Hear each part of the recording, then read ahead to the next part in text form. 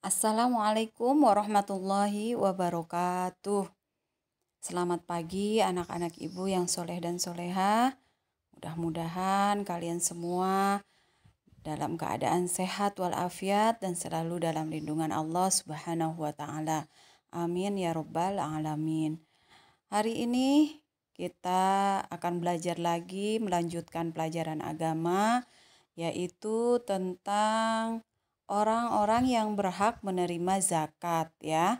Nah, sebelum Ibu melanjutkan penjelasannya, mari kita sama-sama membaca doa dulu ya. Bismillahirrahmanirrahim.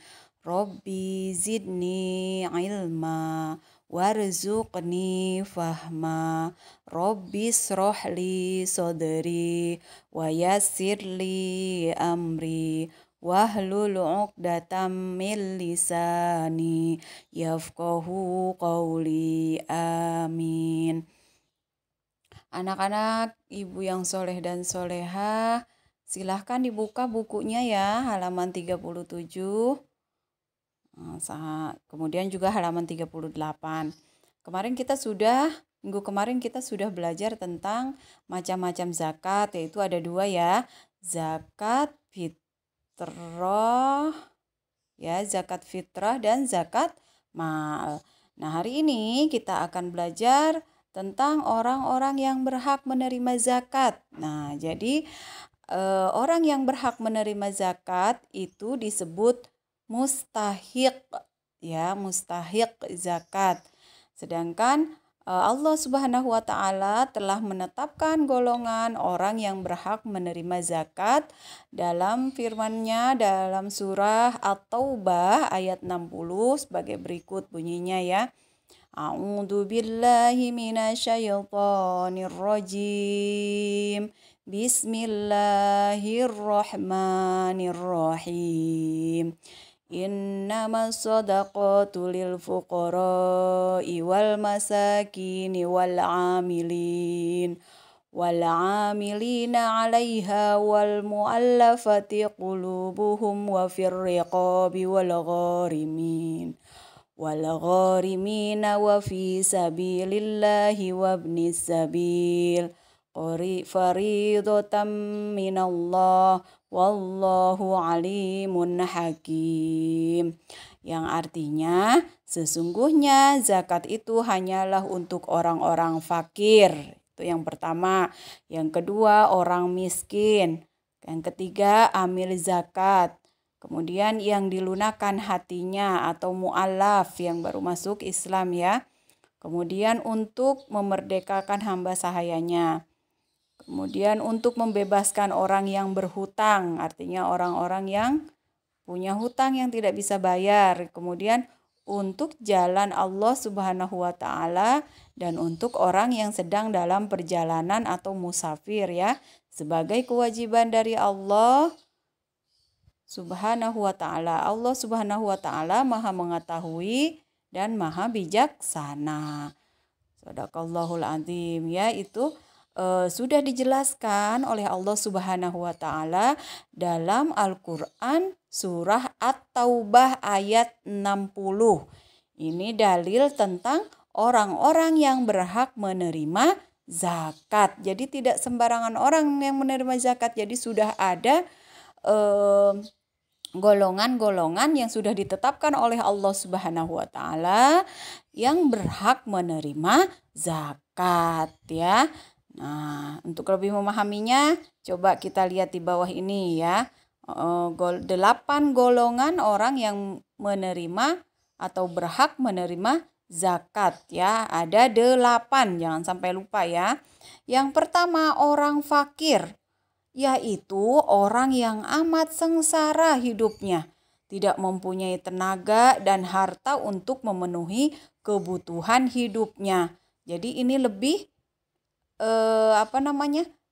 di bawahnya orang miskin ya, orang yang tidak punya apa-apa, yang sengsara, untuk hidup aja dia susah ya.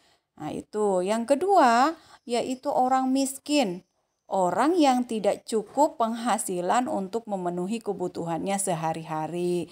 Jadi kalau yang dinamakan miskin itu dia punya sedikit harta tapi tidak mencukupi untuk kebutuhan hidupnya sehari-hari. Ya, kalau fakir tadi sama sekali tidak punya, ya. Kalau miskin punya tetapi dia tidak cukup untuk memenuhi kebutuhan sehari-hari. Nah, itu. Yang ketiga, golongan yang ketiga yang berhak menerima zakat yaitu pengurus zakat amil, yaitu orang yang bertugas mengumpulkan dan membagikan zakat, ya, itu berhak menerima zakat, ya. Yang keempat, mu'allaf, yaitu orang yang bukan Islam atau non muslim yang berkeinginan untuk masuk Islam, mu'allaf, ya, atau ketika dia masuk Islam, ya. Dan orang yang baru masuk Islam yang imannya masih lemah. Jadi orang yang baru masuk Islam itu juga berhak menerima zakat, ya. Yang kelima yaitu orang yang berhutang, gharimin, orang yang mempunyai hutang, yaitu orang yang berhutang karena untuk kepentingan yang bukan maksiat dan dia tidak sanggup membayarnya.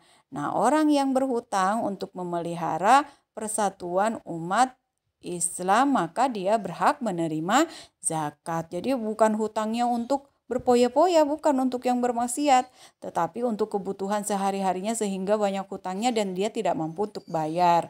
Maka dia berhak menerima zakat, ya. Yang keenam, orang yang berjuang pada jalan Allah atau fi sabilillah, yaitu orang yang berjuang untuk keperluan pertahanan Islam. Di zaman Nabi Muhammad SAW, fisabilillah itu mencakup juga kepentingan-kepentingan umum seperti mendirikan masjid, musola, ya, sekolah atau madrasah, rumah sakit dan sebagainya. Jadi ini berhak menerima zakat, ya, orang fisabilillah, orang yang berjuang di jalan Allah. Bisa juga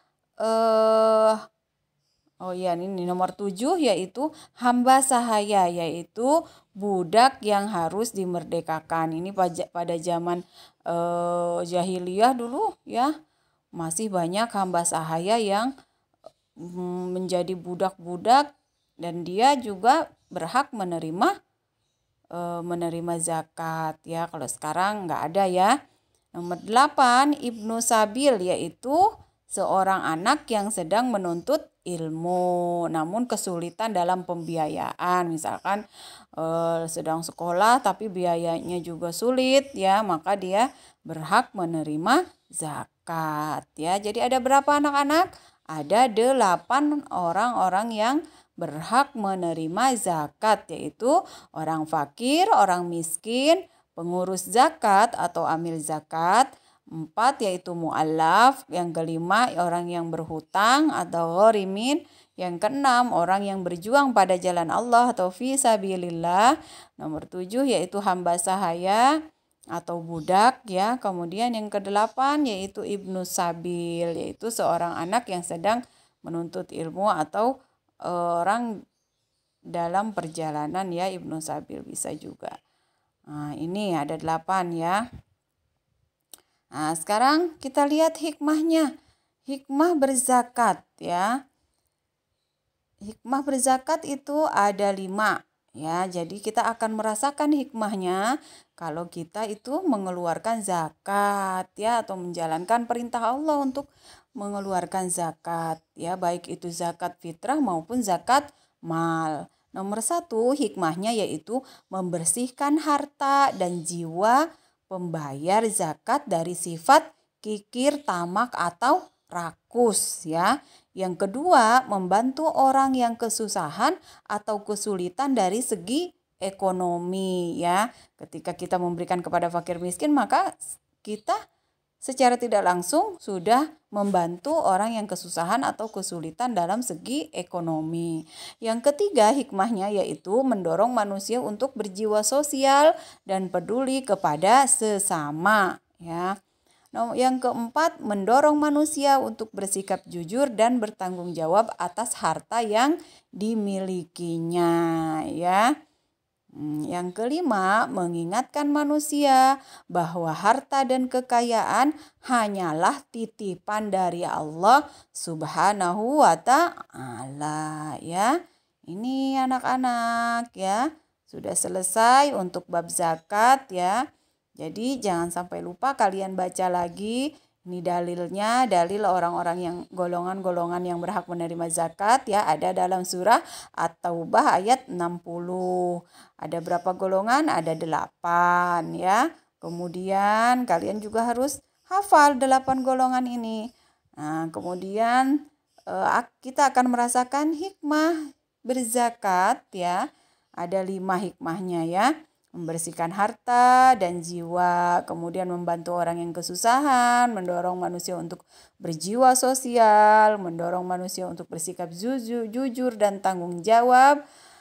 Kalau yang kelima, mengingatkan manusia bahwa harta yang kita miliki itu hanyalah titipan dari Allah Subhanahu wa Ta'ala. Makanya jangan lupa selalu berbagi. Dan ini juga kewajiban untuk mengeluarkan zakatnya, jangan sampai lupa. Nih rangkumannya, silahkan kalian dibaca. Kemudian ini ada berlatih, ya. Yang pertama, jelaskan makna zakat menurut bahasa dan zakat menurut istilah. Yang kedua, apa yang dimaksud dengan zakat fitrah? Ada, ya. Yang ketiga, mengapa umat Islam perlu membayar zakat mal? Ya, kenapa? Alasannya. Yang keempat, jelaskan jenis harta yang wajib dikeluarkan zakatnya. Itu macam-macam zakat, ya, ada berapa? Yang kelima, jelaskan golongan orang yang berhak menerima zakat. Jadi setelah kalian sebutkan, dijelaskan seperti di sini, ya, ini yang halaman 38. Orang fakir, yaitu orang yang amat sengsara, itu, ya, contohnya. Terus jadi setelah disebutkan kalian jelaskan, ya. Ada semua, ya, jawabannya di halaman yang sudah kita pelajari. Jadi untuk berlatih silahkan kalian kerjakan. Ayo berlatih yang A ini 1 sampai 5. Kemudian silahkan foto, cukup jawabannya saja, ya. Silahkan foto, kemudian dikirim lewat Google Classroom, ya.